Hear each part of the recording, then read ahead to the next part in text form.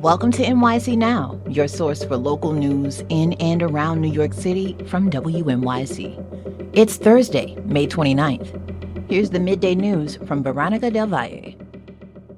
The owners of a housing development that was supposed to be built as part of the original deal to construct the Barclays Center won't face any penalties for failing to build it by deadline. New York's Empire State Development Agency says it'll waive the $1.75 million a month property owners were set to pay for not building the promised affordable housing. The deadline is May 31st of this year, more than a decade after it was set. And WNYC's David Brand says those payments would have gone on for much longer than just 1 month.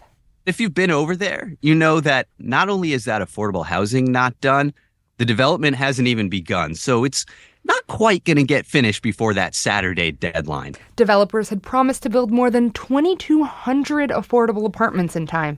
So far, only about 1,400 have gone up. G-Train riders are about to get a lot more screen time. MTA officials say 5G cell service is coming to the underground tunnels on the line between Court Square and Hoyt-Schermerhorn streets. The network should go live as early as this fall. It's part of a $600 million investment by Bolden Networks, which is covering the cost of the installation, but will also collect all the revenue from the service. The MTA says the tech was implemented during the G-Train closure last summer. The East River Tunnel that carries the 4 and 5 trains will also get self-service as soon as the fall. Today, mostly cloudy and a high of 71, winds up to 13 miles per hour. Tonight, a chance of overnight showers, a low around 61. Stay tuned for more after the break. WNYC. I'm Sean Carlson. And it's time for Politics Brief, our weekly segment where we break down the news out of City Hall and Albany. This week, the mayor's race is heating up with 4 weeks to go until primary day, and a controversial casino proposal took another step forward in Albany. We're joined by WNYC's John Campbell at the state capitol and WNYC's Elizabeth Kim right here in downtown Manhattan. All right, Liz, we're going to start with the mayor's race. Former Governor Andrew Cuomo held a press conference with a bunch of unions where he rolled out a plan to raise the minimum wage. Can you walk us through that plan? He can't just unilaterally do that, right? No, He can't unilaterally do this. He needs Governor Kathy Hochul and the state legislature to help him pass a bill like this. But he can use the bully pulpit of the mayoralty to put pressure on Albany to get this done. It's a smart pivot for Cuomo because it follows news of all of these campaign disclosures where there were headlines about billionaires funding his campaign, right? So he is relying on a base that consists of working class New Yorkers. And these were many of the same people who voted for Eric Adams. So he's putting out a plan that centers on improving their lives. Now, the current minimum wage is $16.50 in New York City. Okay. He wants to raise that to $20 by 2027. Here's a bit of what he said at that speech today. The pundits are going to say, oh, it's going to be too hard to get it passed politically.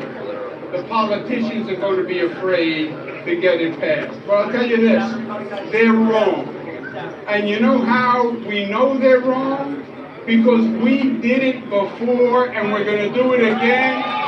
We raised it to $15. The highest minimum wage in the United States. And what happened when we did it? The economy went up, not down.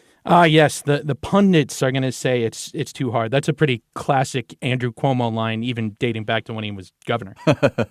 Yeah, so he's taking credit for signing a bill in 2016 that increased the minimum wage to $15. But in New York City, I should say, the campaign to get to that higher minimum wage, which was known as the Fight for 15, involved a lot of activists, including the mayor at the time, Bill de Blasio, who, you know, like I said, he used his bully pulpit to put pressure on the governor to do this. Yeah. Well, that tape you just played, he's very clearly taking credit for it, saying, we did it. He's basically saying, I did it. But, John, you covered Andrew Cuomo when he was governor. How much did he lead the campaign to raise the minimum wage in New York? Well, I mean, that's on his record. He does have a history of raising the minimum wage as governor. That includes that 2016 wage increase that Liz just referred to. I mean, that increased the hourly minimum wage to $15 over a period of years at different points in different parts of the state. And he used his bully pulpit for that. He traveled the state with a series of labor unions to push for the change. Some of the very same labor unions that are endorsing him now for mayor. They called it the Mario Cuomo Campaign for Economic Justice. That's a reference to his father, the former governor. And that was an increase that he had to negotiate with the state legislature, which at the time included a Republican-led Senate. But the year before that, Andrew Cuomo actually acted unilaterally to increase the minimum wage for fast food workers. He utilized this rarely used state law where the governor's administration can appoint a board that it can effectively raise the minimum wage for a particular industry. And those minimum wage hikes are often what Andrew Cuomo points to when people on the left of his party challenge his progressive bona fides. He says, hey, look, I increased the minimum wage. Okay, John, let's talk about something else that'll be in the hands of Albany policymakers, the plan to bring up to 3 casinos to the area. You reported that Mets owner Steve Cohen cleared a critical hurdle in the state legislature. It feels like this project has gone from kind of seeming like it was dead in the water to actually getting approved. Just tell us what happened and how much closer it brings Cohen to getting his casino in Queens. Yeah, Sean, I mean, for the last 2 years, Steve Cohen has basically been employing a small army of lobbyists in Albany and New York City to push for this casino near Citi Field. He wants to build it on the parking lots surrounding the stadium, but those are actually public parkland. So he needed state lawmakers to pass this bill to reclassify that land. That would clear the way so he can build this $8 billion entertainment complex and a 20-acre park. That's all centered around this casino that he wants to build with Hard Rock International. The state Senate passed that bill overwhelmingly. It was 54-5, and that came after more than a year of this, will they, won't they, hemming and hawing. And the Assembly had actually passed it earlier this month, so now it goes to Governor Kathy Hochul for her signature or veto. We should say that Steve Cohen has contributed financially to the New York State Democratic Party, which is run by Kathy Hochul. But even if she signs it here, it's not a done deal. Cohen and Hard Rock would still have to win one of the 3 remaining state casino licenses, and they're up against 8 other projects in the New York City area. Yeah, tall odds, as they say. Liz, let's take things downstate, as it were. The city's campaign finance board is reviewing the latest filings for candidates seeking matching funds this week. Some would say it's make or break time for City Council Speaker Adrienne Adams, right? That's right. She entered the race late, so she's had less time to raise money. And, it could be tight. She's reporting around $291,000 in qualifying matching donations. Now, you need a minimum of $250,000. But there are rules on what kinds of donations qualify. And the paperwork can trip up candidates. And, we've seen that with Andrew Cuomo, who was initially denied matching funds because he didn't have all of the donor information required by the city. But if she qualifies, she could stand to get over $2 million in matching funds. That's much needed cash to get a TV ad in the final stretch of the race.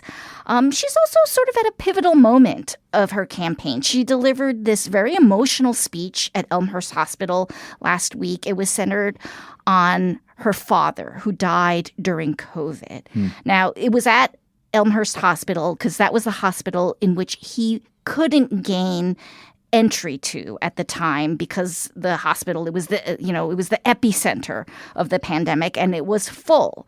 He instead had to go to a hospital further away, which was Long Island Jewish Medical Center.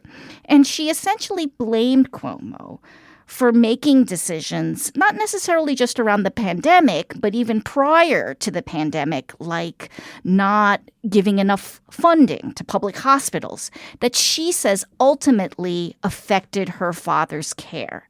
Now, to be clear, her father was among 30,000 people who died from COVID. The Cuomo campaign has vigorously pushed back on her criticisms, saying that Elmhurst was a city hospital, and Elmhurst actually did receive, they say, around $412 million in increased state funding when Cuomo was governor. But at the same time, Cuomo's management of the pandemic is something that his opponents are seizing on. And it's not just the mayoral opponents. Last week, the New York Times reported that the Justice Department has opened an investigation into whether Cuomo lied to Congress when he was questioned by Republicans about how he managed the pandemic. Well, Cuomo's campaign is countering this narrative. They didn't waste any time responding. They cut a commercial framing the investigation as evidence that President Trump is weaponizing the Justice Department. Does that sound familiar? Yeah. And that basically Trump doesn't want him to be mayor. And that's reason enough for Democratic voters in New York City to make him mayor. All right, now it's time for our question for listeners. Tomorrow night is the first debate between two candidates running for city comptroller, Manhattan Borough President Mark Levine and Brooklyn City Councilmember Justin Brannan. Which candidate are you ranking first? Sign up for our newsletter to tell us why or why not. That's Politics Brief. If you want to answer a question or keep hearing more from our politics team, be sure to sign up for emails at gothamist.com/newsletters. Liz, John, thanks so much. Thanks, John. Thank you. Thanks for listening. This is NYC Now from WNYC. Check us out for updates every weekday, 3 times a day for the latest news headlines and occasional deep dives. And subscribe wherever you get your podcasts.